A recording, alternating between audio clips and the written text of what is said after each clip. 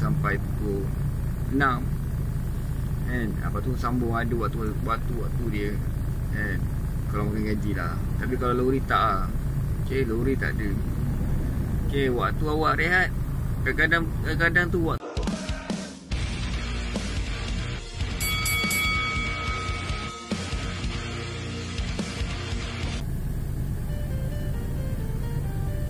Assalamualaikum. Salam Ramadan.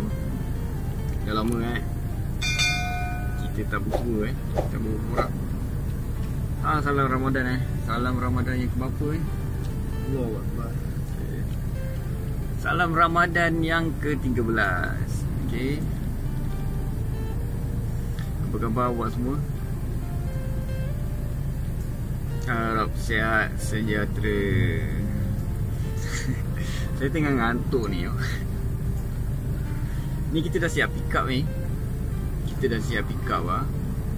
Ni sekarang ni kilang tengah tutup lagi ni. Pukul 1.45 baru kilang buka.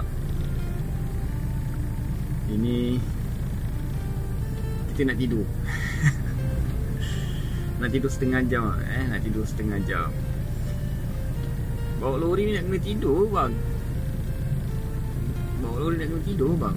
Okay, bawa lori ni ada masa memang nak kena tidur. Kalau awak dah rasa penat, awak tidur lah.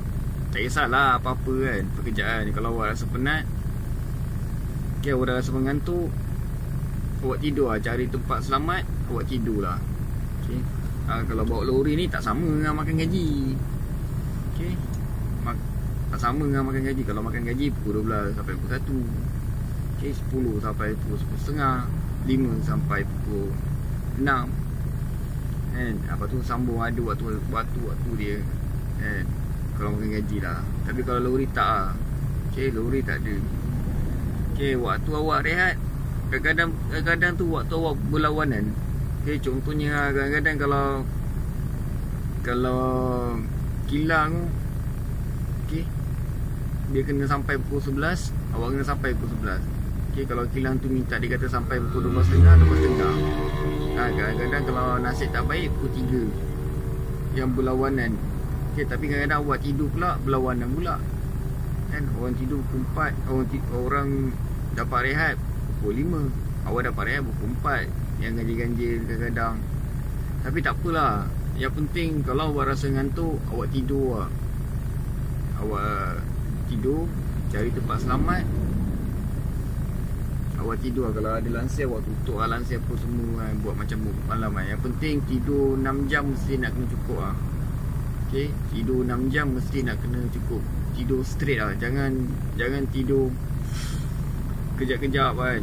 Kalau awak dapat tidur fit 6 jam, badan awak segar. Tapi kalau awak tak dapat tidur fit, tidur yang fit lah kan, awak dapat tidur 4 jam, 3 jam, badan awak letih baik. Okay, itu je. Dah lama tu buat video. Apa-apa hal, okay, klik butang subscribe channel Awalanan TikTok, follow. Dan untuk tempahan dashcam, okay, untuk tempahan dashcam sila klik, okay, di Facebook saya. Okay, sebab TikTok saya dah kena block. Okay, TikTok saya dah kena block. Saya dah mohon dah balik. Jadi sebenarnya pun tak boleh cakap ni nanti kena block. Memang kena block. Saya pun dah kena block lah. Kalau awak tekan link saya, memang tak akan dapat. Okay, affiliate TikTok saya dah tak dapat lah. Okay, awak boleh tekan link dekat saya punya Facebook saya Facebook. Okay, untuk dashcam tu 3-in-1, awak tekan dia. Okay, dekat link Facebook saya.